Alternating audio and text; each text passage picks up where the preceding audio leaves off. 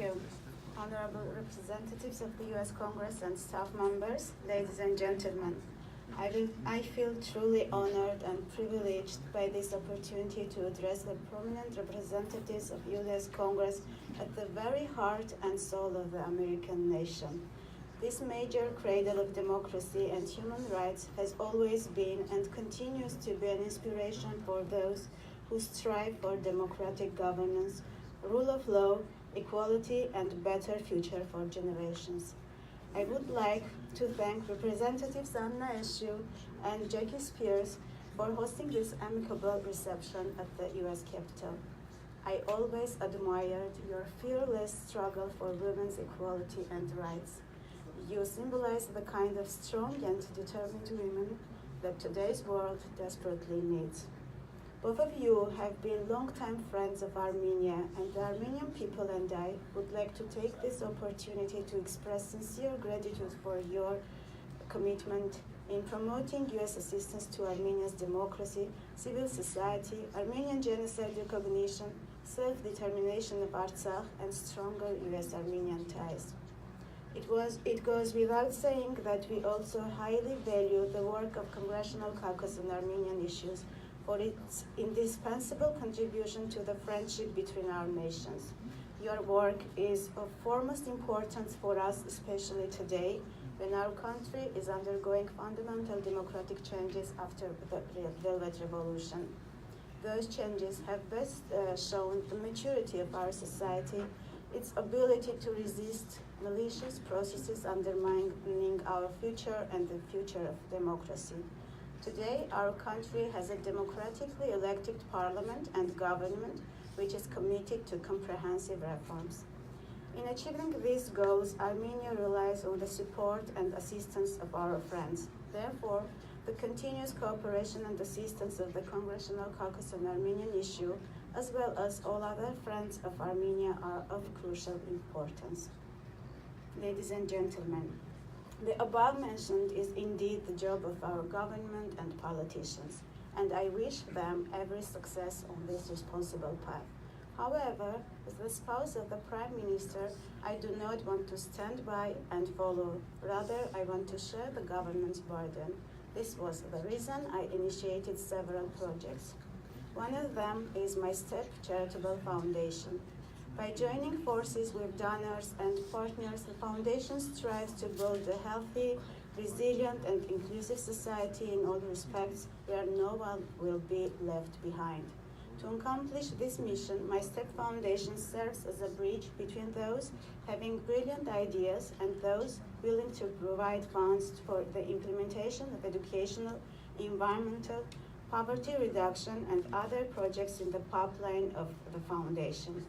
The key here is that all our activities are structured on the principles of long-term social impact.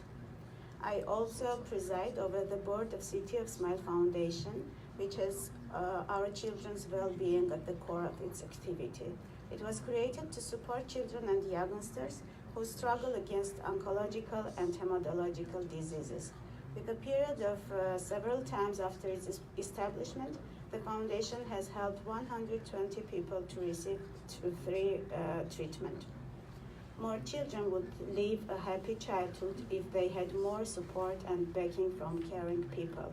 Each time I learn about new successful treatment of a child, I come to realize that our efforts save lives and makes families happy, and it gives me strength to invest more efforts to mobilize more assistance.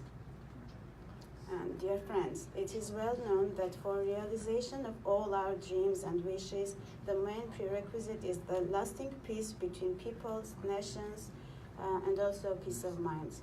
We all perfectly know the horrors of the war, as humanity has seen enough of them. But unfortunately, there is always little attention to peace, as in times of no war, we consider peace as something given. As Martin Luther King has once said, we must concentrate not merely on the negative expulsion of war, but on the positive affirmation of peace.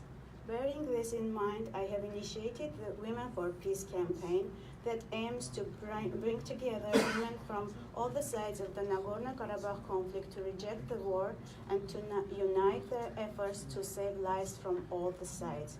Our final goal is to create a worldwide network of women advocating for peace in Nagorno-Karabakh as well as in other hotbeds around the globe, who, if not women and mothers, feel the everlasting sorrow of the loss of their children, who, if not women and mothers, should raise their voice to promote peace, and who, if not women and mothers, are able to influence the decision makers. I do hope that this initiative will create strong movement for peace within the societies of all the parties. Therefore, I appeal to all prominent women of this honorable audience to join our peace movement and to help unlock tightly sealed doors of hope. We are calling on Azerbaijani women and mothers to join this campaign too and raise the same appeal to decision makers. I do hope that all the mentioned projects which I plan to introduce during my US trip will attract more attention and trigger broader engagement, contributing to the successful accomplishment of our mission. Ladies and gentlemen, to conclude, I would like to once again express my appreciation for your warm hospitality. I invite you to visit Armenia to experience the dramatic changes we are going through and to explore the avenues of bringing your valuable contribution to our mission of building a coherent, resilient, and democratic society. Thank you all.